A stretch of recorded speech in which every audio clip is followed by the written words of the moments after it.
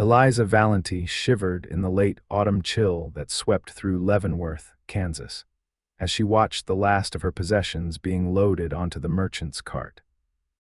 At 19 years old, with 6 months of pregnancy showing beneath her threadbare shawl, she had nothing left but the clothes on her back, and the child growing inside her a living reminder of broken promises, and a husband who had abandoned her for the gold fields of California. "I ain't in the business of charity, Mrs. Valenti," the shopkeeper, Mr. Wilkins, said as he surveyed the pitiful collection of items. "With what you owe for board and food these past weeks, these trinkets barely cover half your debt." Eliza clutched her hands protectively over her swollen belly. "Please, Mr. Wilkins, I just need a little more time to find work." "Work," he scoffed. "No one's hiring a woman in your condition. You've got no family, no husband, and now no home." His gaze hardened. "There's only one thing left to do." She felt the blood drain from her face. "What do you mean, town meetings today?" "Mayor Grayson's been looking for a way to rid Leavenworth of its burdens." He gestured vaguely toward her stomach. "Auctions at noon." The word auction struck Eliza like a physical blow. In 1858, such practices weren't uncommon in the territory's debtors, vagrants, and those considered social burdens were sometimes sold into service. Not slavery, they called it, but the distinction felt meaningless as Eliza was marched toward the town square later that day. The crowd that gathered was substantial for a Wednesday. Leavenworth had grown considerably since its founding just a few years earlier, attracting all manner merchants, farmers, desperados, and those seeking fortune on the frontier. Today, they had come to witness her humiliation. Mayor Grayson, a portly man with ambitions far exceeding his moral compass, stood on a wooden platform in the center of the square. "Citizens of Leavenworth, we face a burden on our town's limited resources." He gestured toward Eliza. "This woman with no means of support carries a child that will further strain our community. Who will take responsibility for her care until she can work off her debts?" The silence that followed was deafening. Eliza felt dozens of eyes upon her, but no one stepped forward. $1, someone finally called out. It was Hiram Dobbs, the owner of the saloon on the edge of town. His reputation made Eliza's stomach turn. "She can work in the back rooms once the baby comes." $1, Mayor Grayson repeated. "Do I hear any other offers?" The crowd shuffled uncomfortably, but no one spoke. Eliza felt her future collapsing before her eyes. $100. The strong voice cut through the murmuring crowd. People turned, parting to reveal a man Eliza had never seen before. He stood tall, his broad shoulders draped in a worn leather coat. A Stetson hat shadowed his features, but she could see the determined set of his jaw beneath several days' growth of beard. "Did you say $100, sir?" Mayor Grayson asked, clearly stunned. The stranger strode forward, his spurs jingling with each deliberate step. As he approached the platform, he reached into his vest pocket and withdrew a roll of bills, peeling off several before handing them to the mayor. $100, he repeated, his voice carrying across the now silent square. "And I suggest you count it twice, as it's far more than this shameful proceeding is worth." The mayor fumbled with the money, his eyes widening as he counted. "It's all here," he confirmed. The stranger turned to Eliza then, and for the first time she saw his face clearly weathered by sun and wind, with eyes the color of a summer sky. There was kindness there, but also something fierce and protective. "Madam," he said, extending a hand to help her down from the platform. "My name is Samuel Keller. I own a ranch about 10 miles outside of town." Eliza hesitated, uncertain whether to place her trust in this unknown man. "Why would you pay so much for someone like me?" Samuel Keller looked directly into her eyes, his voice dropping so that only she and those nearest could hear. "Because your value is priceless, madam. No human being should be sold for any price, let alone $1. The townspeople began to disperse, some looking shamefaced, others merely disappointed at the anticlimactic end to the spectacle. Mayor Grayson, having pocketed the money, quickly made himself scarce. "I don't know how to thank you, Mr. Keller," Eliza said, her voice barely above a whisper. "There's no need," he replied. "I have a wagon waiting. If you're willing, I can offer you a safe place to stay until you decide what you wish to do next." With no alternatives and a strange feeling of trust toward this solemn-faced cowboy, Eliza nodded. "I accept your kindness, sir." The journey to the Keller ranch passed mostly in silence.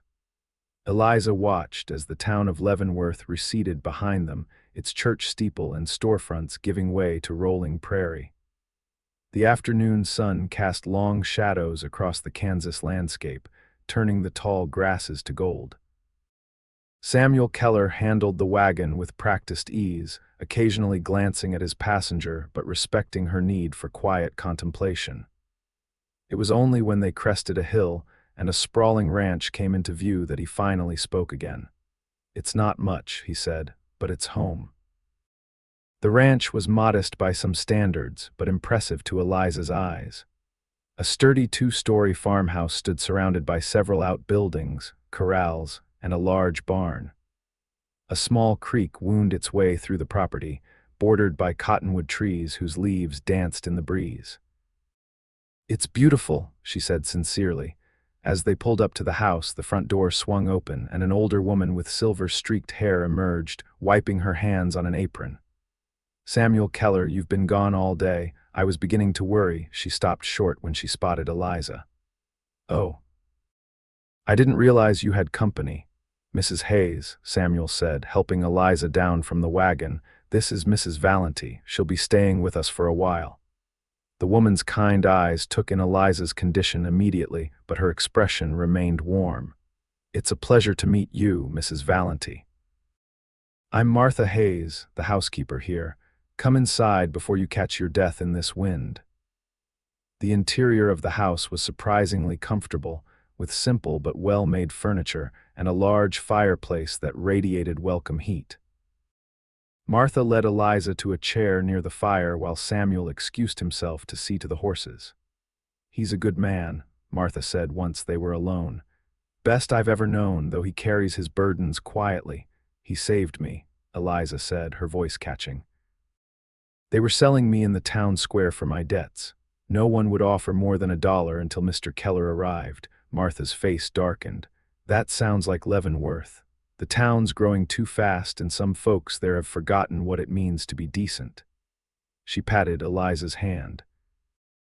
"But you're safe now. Samuel wouldn't have brought you here otherwise." Over a simple but hearty dinner of stew and fresh bread, Eliza learned more about her benefactor.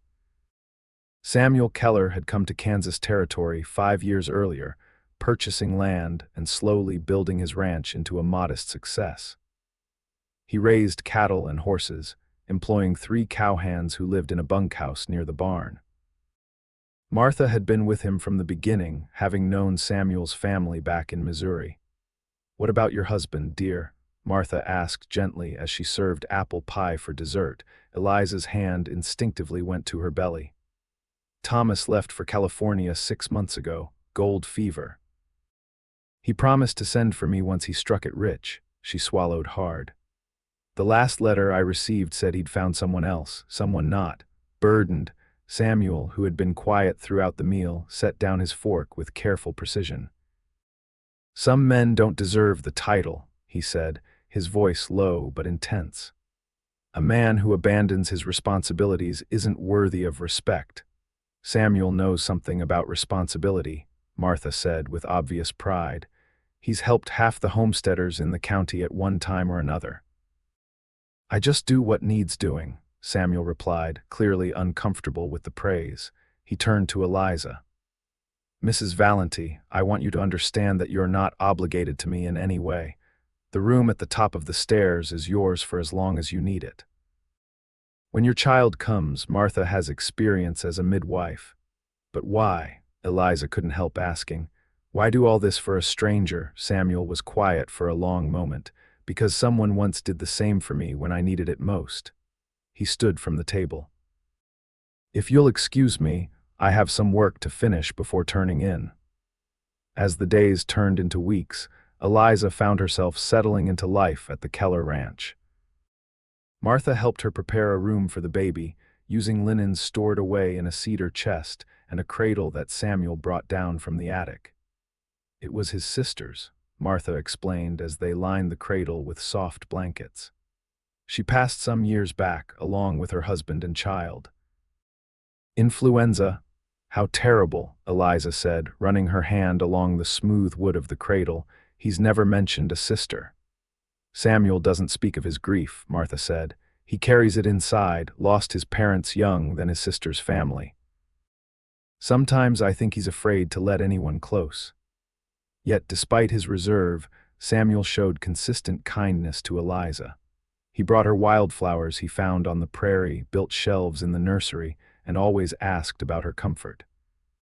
He worked from dawn till dusk, but he never failed to inquire about her day over dinner. One evening in late November, with the first snow of the season falling outside, Eliza found Samuel in his study, poring over ledgers.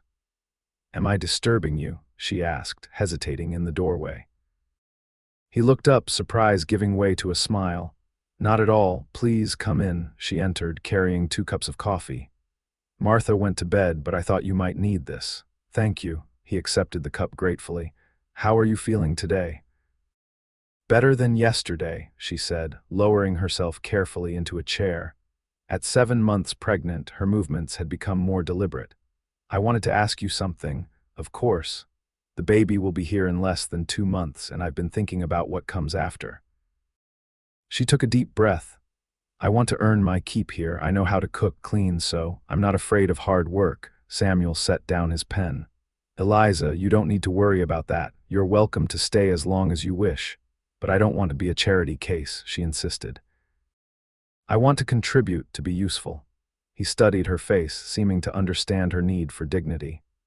"There's plenty of work to go around on a ranch, but your first duty is to your child. After that, we can discuss what you might take on." He paused. "Have you thought about a name?" The question caught her off guard. "Not yet. Thomas always said he didn't want to name something that might not survive." Samuel's expression hardened momentarily. "Your husband sounds like a man of limited vision and even less heart." Then, softening, "I believe this child will thrive just as you have." His confidence warmed something inside her that had been cold for too long. "Thank you, Samuel, for everything." As December arrived, bringing with it bitter cold and howling winds across the prairie, the ranch settled into its winter rhythm. The cattle were moved to sheltered pastures, extra firewood was stacked high against the house, and preparations for Christmas began. Martha insisted on decorating the house, hanging pine boughs and ribbon, while Eliza helped bake cookies and make gifts. She embroidered handkerchiefs for Martha, knitted a scarf for Samuel, and even made small presents for the ranch hands Jim, Hank, and young Charlie, who couldn't be more than 17. On Christmas Eve, Samuel returned from Leavenworth with supplies and an unexpected gift for Eliza, a rocking chair for the nursery. "It's beautiful," she gasped, running her hands over the polished wood. "Every mother needs a place to rock her baby," he said simply. That night, after a festive dinner, they gathered in the parlor where Samuel read the Christmas story from his family Bible. In the warm glow of the firelight, with Martha dozing in her chair and Samuel's deep voice filling the room, Eliza felt a sense of peace she hadn't known in years. Later, as she prepared for bed, a sharp pain caused her to grasp the bedpost. It passed quickly, but left her unsettled. When a second pain came an hour later, she knew. "Martha," she called, making her way to the housekeeper's room, "I think it's time." The next hours passed in a blur of pain and effort. Martha proved skilled and calming, guiding Eliza through each contraction while Samuel paced downstairs, occasionally bringing up fresh water or linens as requested. As dawn broke on Christmas Day, Eliza's son entered the world with a robust cry that echoed through the house. He was small but perfect, with a dusting of dark hair and tiny, clenched fists. "He's strong," Martha declared as she cleaned and swaddled the infant. "A Christmas miracle." When Samuel was finally allowed to enter, his face revealed a mixture of concern and wonder. "How are you?" he asked Eliza, who lay exhausted but radiant against the pillows. "I've never been better," she replied, gazing down at her son. "Would you like to hold him?" Samuel hesitated, then carefully took the bundle in his arms. The baby quieted immediately, staring up at him with unfocused eyes. "He's a fine boy," Samuel said, his voice thick with emotion. "Have you chosen a name?" Eliza had been considering this question throughout her labor, and the answer had come to her with perfect clarity as she first held her son.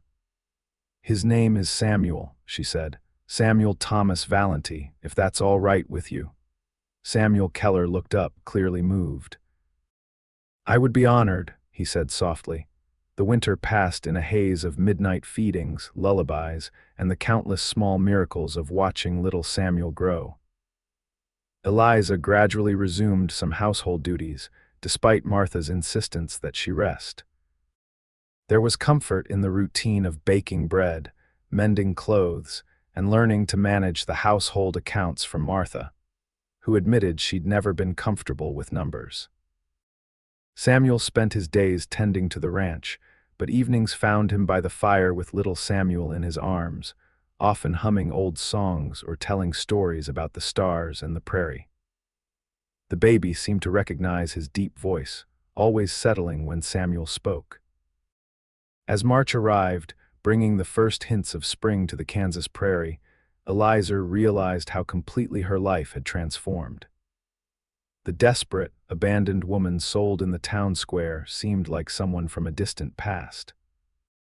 Here, she had found purpose, respect, and something else, that she hardly dared acknowledge growing feelings for the quiet, honorable man who had saved her. One evening, as they sat on the porch watching the sunset paint the sky in shades of gold and crimson, little Samuel asleep in his cradle beside them, Eliza gathered her courage. "I've been thinking about the future," she began. Samuel turned to her, his expression attentive. "Oh. The winter's nearly over. I could find work in Leavenworth now, perhaps as a seamstress or cook. I wouldn't want to impose on your hospitality indefinitely." Samuel was silent for so long that Eliza feared she had offended him.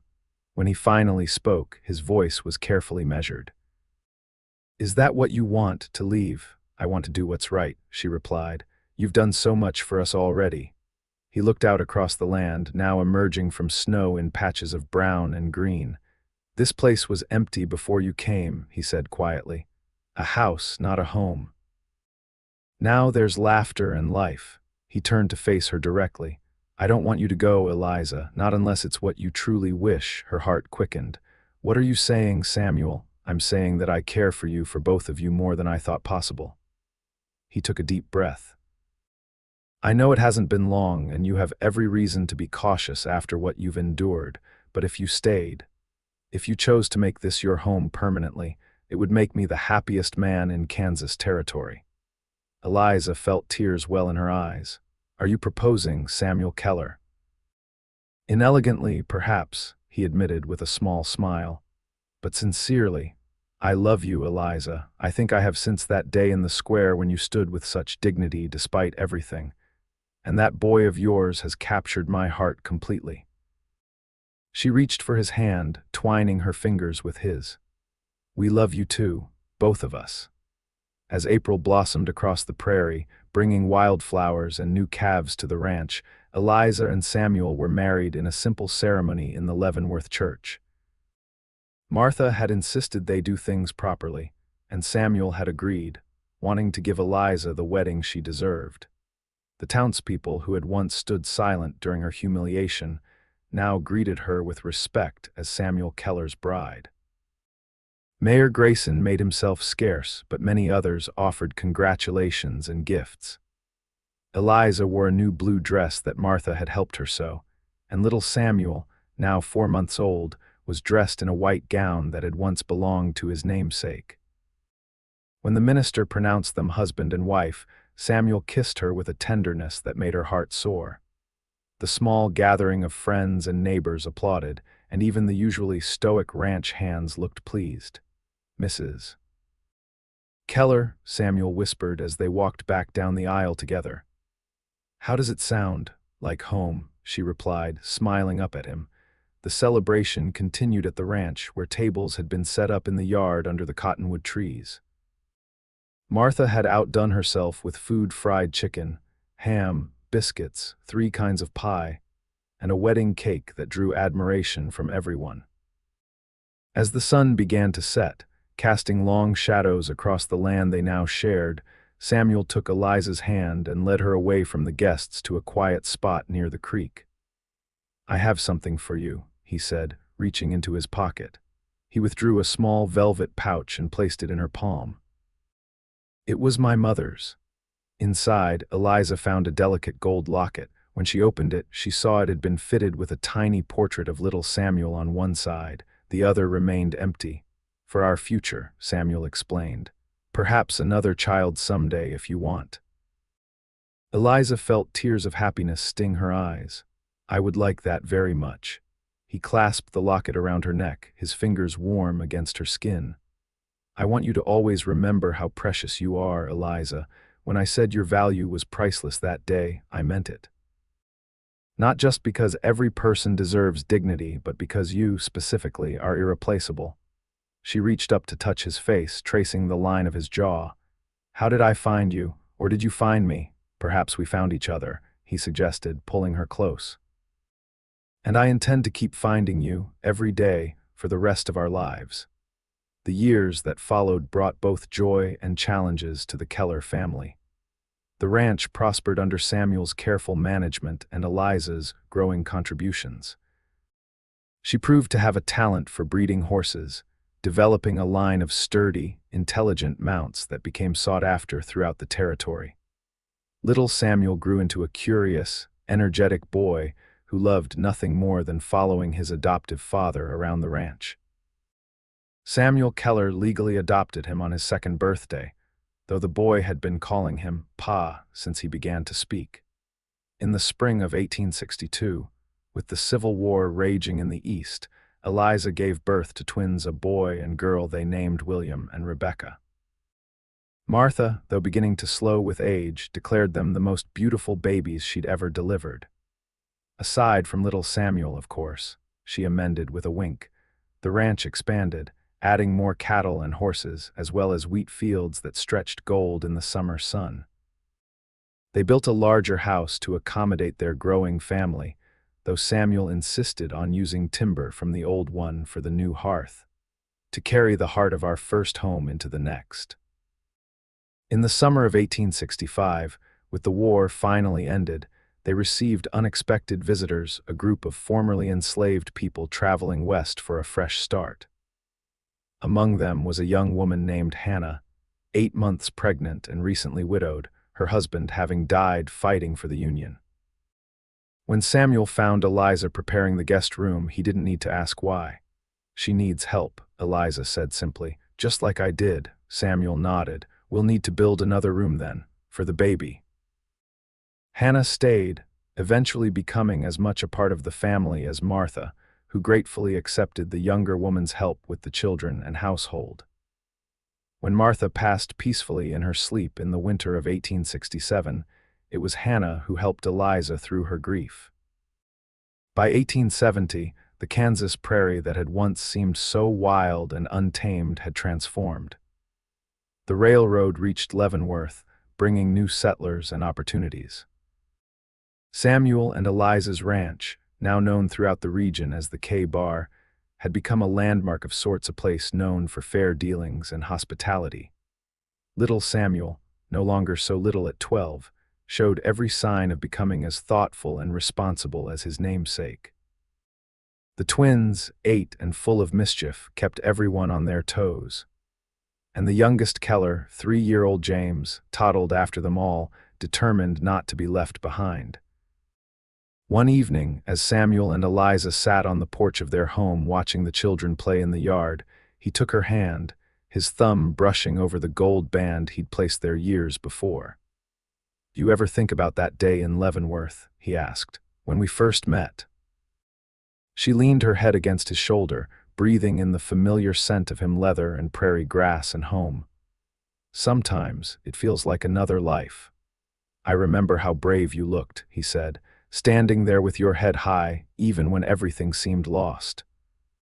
I wasn't brave, she corrected him. I was terrified, but then you appeared like something from a dream, he chuckled. Hardly a dream, dusty from the trail and needing a shave. Perfect, she insisted, squeezing his hand. Exactly what I needed, though I didn't know it then.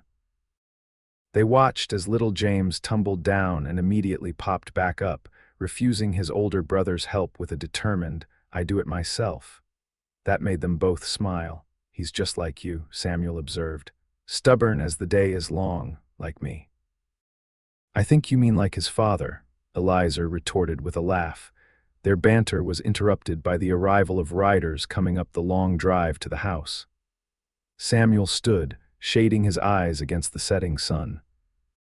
"It's Charlie," he identified their foreman, who had grown from the gangly boy of 17 into a capable man of 30.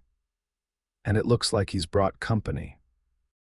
As the riders approached, Eliza recognized Mayor Jennings from Leavenworth, who had replaced Grayson years ago, along with several other men from town. "Samuel," Mayor Jennings called as he dismounted. "Mrs. Keller, sorry to intrude on your evening." "Not an intrusion," Samuel replied, though his posture remained alert. "What brings you out this way?" The mayor removed his hat, turning it in his hands. "We've come with a proposition.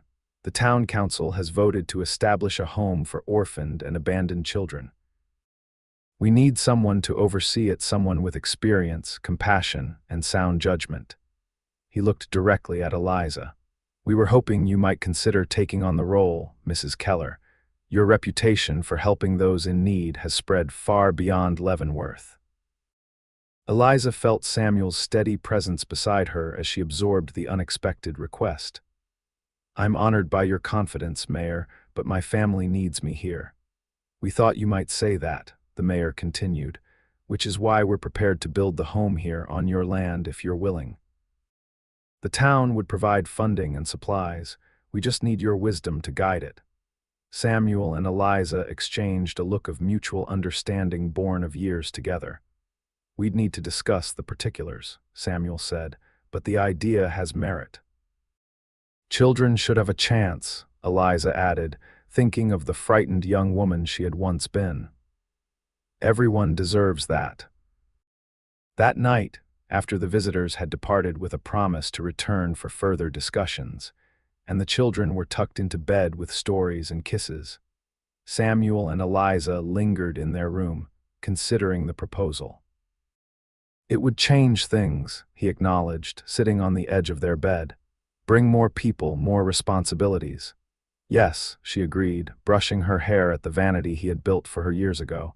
"But maybe it's the right kind of change." She set down her brush and turned to face him. "Do you remember what you said to me that first day, about my value being priceless?" He nodded. "I remember everything about that day." "I want other people to hear those words, Samuel. Children who have been abandoned or lost their parents, women who think they have no choices left." Her eyes shone with purpose. "I want to be for them what you were for me." He crossed the room to her, taking both her hands in his and pulling her gently to her feet. "Then we'll do it," he said simply, "together as we've done everything else." She reached up to touch his face, still handsome despite the silver now threading through his hair. "I love you, Samuel Keller, more with each passing day. And I love you, Eliza Keller, more than words could ever express." In the spring of 1872, the Keller Home for Children opened its doors on a sunny hillside overlooking the K-Bar Ranch. Built of sturdy brick and warm wood, with large windows and a wide porch, it welcomed its first residents, 3 siblings orphaned by fever, and a teenage mother not unlike Eliza had once been. Over the years, dozens of children would find shelter there, some staying until adulthood. Others eventually reunited with family or adopted by loving homes. But all would learn the lesson that Eliza and Samuel made central to their mission: that every person's value is priceless, beyond measure or price.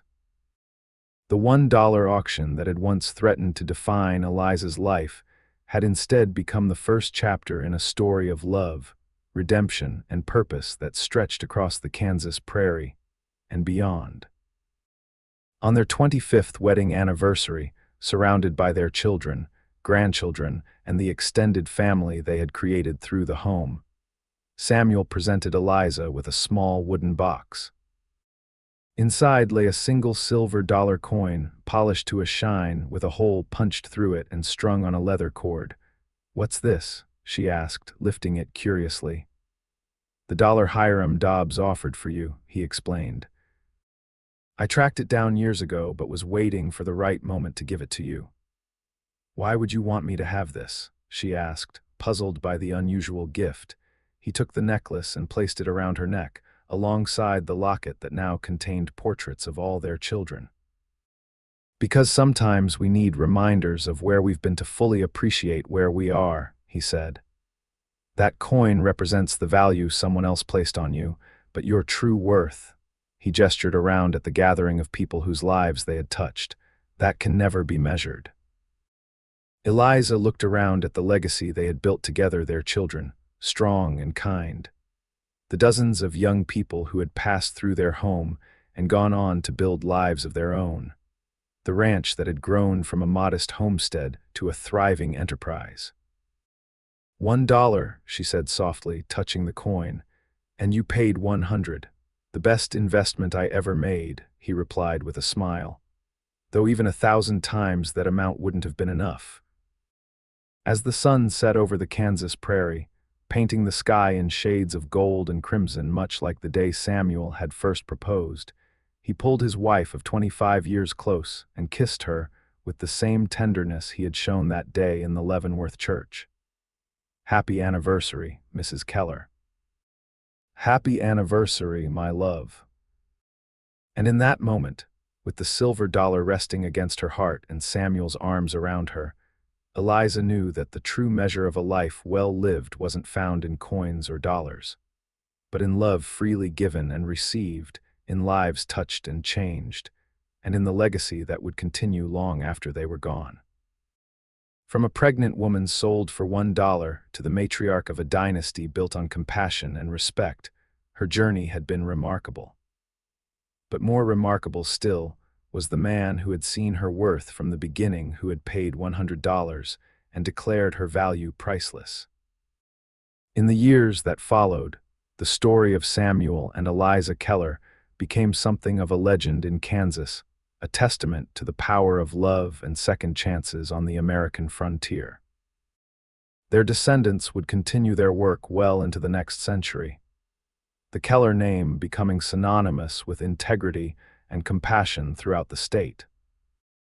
The silver dollar necklace would be passed down through generations of Keller women, a reminder that true value lies not in what others believe you're worth, but in the courage to believe in yourself and the love to see worth in others. And on a hill overlooking what once was the K-Bar Ranch, a memorial stone would eventually mark the final resting place of Samuel and Eliza Keller, who passed within days of each other in the winter of 1915, having shared more than 50 years of marriage. Engraved on the stone were the words that had started their journey: "Your value is priceless," a fitting epitaph for two people who had lived that truth every day of their lives together.